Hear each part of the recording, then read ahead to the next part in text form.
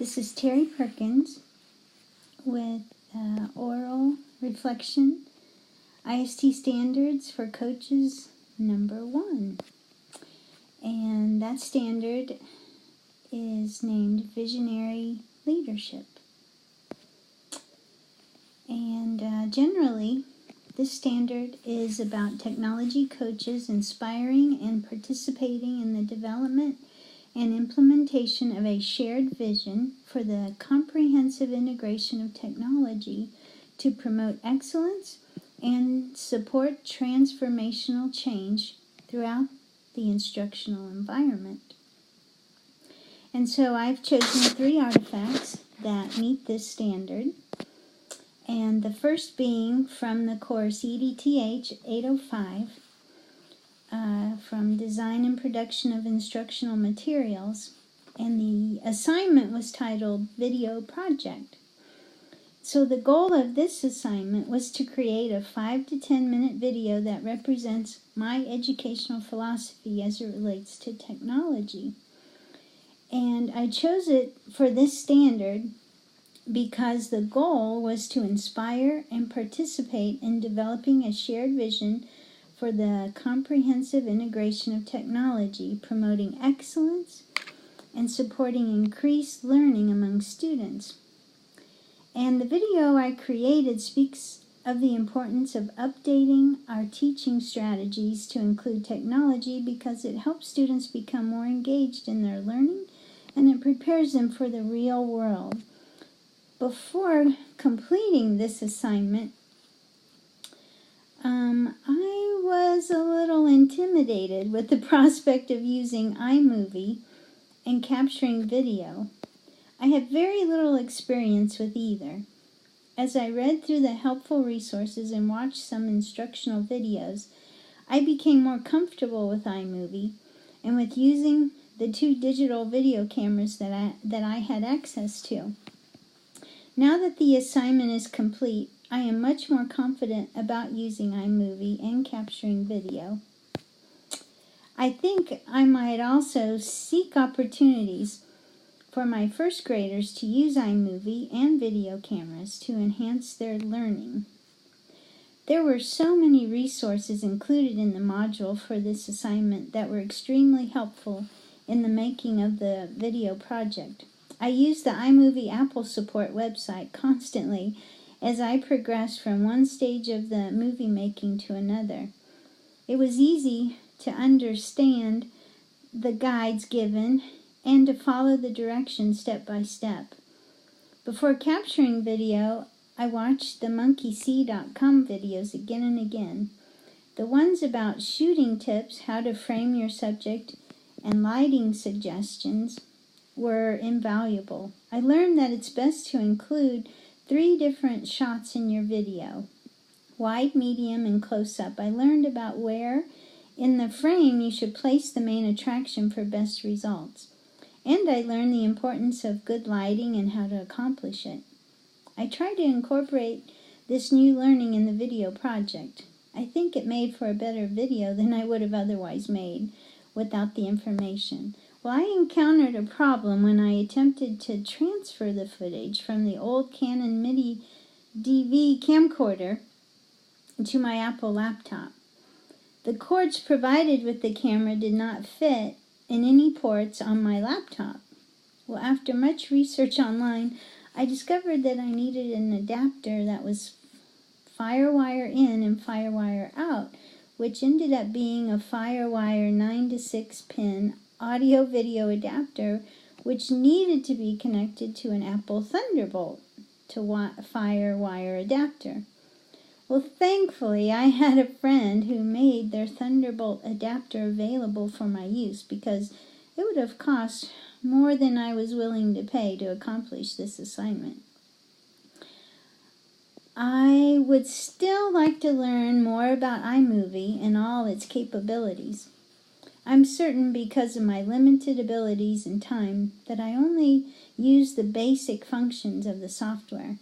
I'd be interested in learning how to do special effects using iMovie and getting into the advanced settings, especially in the color topic. Well, there is still more about making videos that I do not know and would like to master, such as easier ways to transfer from my camera onto my device, more options for using text in iMovie, and learning more about layers in iMovie. I feel that I'm still a beginner when it comes to video production. The ideas for the video are creative and I believe appealing to the viewer. The video included an assortment of video shots of students who spoke intelligibly and very well of technology. It was actually very exciting for me as I edited the video footage, knowing that these shots would make for a great video. To make the video project better, I would have insisted that those who helped film with the digital camera use a tripod. This was suggested in a few of the helpful resources included in the module, but I didn't have access to one when I was getting the footage for the video. To make the finished product stronger, I would have included more of the resources I used in the making of the video on the credits portion. As a result of making the video project, I learned that I have many friends of all ages that are willing to help. I'm very blessed to be surrounded by family and friends who are eager to participate and lend a hand to accomplish a goal. I had friends who brought, quote, old, unquote, technology for my use, family and friends who were willing to be interviewed and talk before a camera, and family willing to hold a camera. I'm a fortunate lady indeed. The second artifact that I'm including in this standard is from the course EDTH 825, and the assignment was titled A District Endeavor. The goal of this project was to create a detailed plan for an all-district staff meeting with the intention of building a vision statement for the district. This plan needed to include a presentation that contained examples of vision statements and pertinent district data. And this assignment applied to that ISTE Standards for Coaches #1, specifically subheading A, that states, contribute to the planning, development, communication, implementation of a shared vision for the comprehensive use of technology to support a digital age education for all students. So the focus here was the vision, shared vision. In developing the detailed plan, much thought was put into making sure what was presented at the all-district staff meeting would ultimately bring about a shared vision. The EMA's presentation included in the meeting was an example of integrating technology to promote excellence. As a result of working on this assignment, I learned about Kagan strategies. These are group strategies that position staff into smaller groups for the purpose of making sure all are given an opportunity to let their opinions be known. These strategies also added an element of fun to an otherwise tedious experience. One of my favorite strategies was an activity called lineups. It allowed participants to discover that they each occupy a unique position in the large group. I would like to become more comfortable using these strategies in professional learning groups. I also learned the importance of a clear mission and vision statement that is a result of the cooperative work of district staff. If we as leaders in technology can facilitate a conversation about our district's purpose, we can help clarify the importance of student learning and how technology can and does have an impact.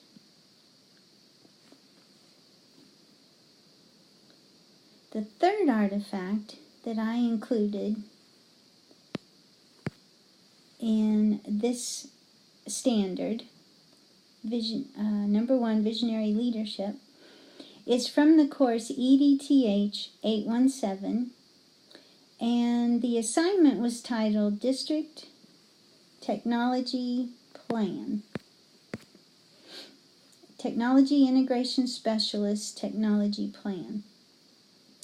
Well, the intention of this assignment was to create a technology plan for my school district.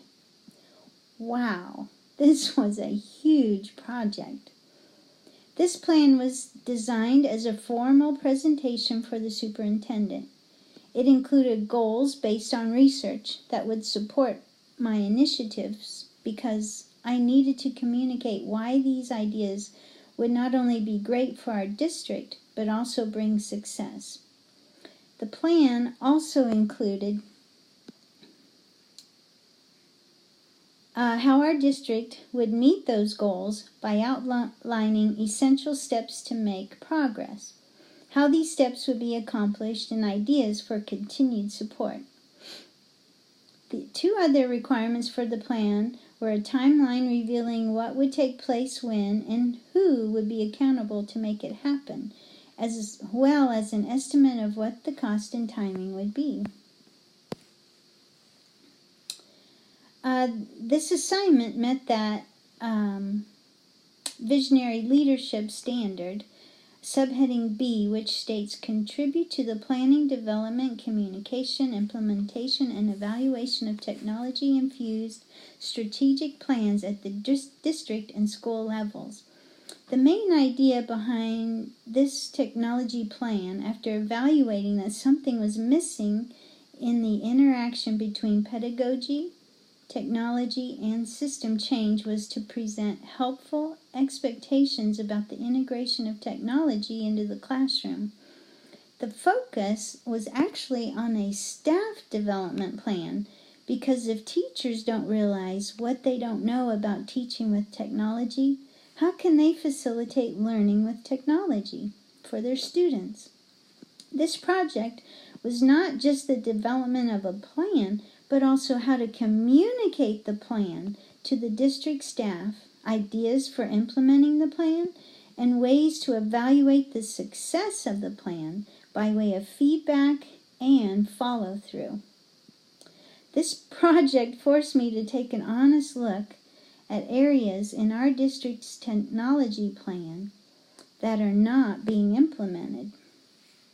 The main area being that there's nothing in place to help teachers become more accountable about encouraging the use of technology in the classroom to increase student learning. As I look over the plan, I have to admit that it would be difficult to implement as a teacher among my peers, because I'm not certain they would see me as the agent to bring change. Something I would edit or improve about the technology plan would be a longer timeline. I'm not sure a year is enough time to realistically expect the degree of change that this plan laid out.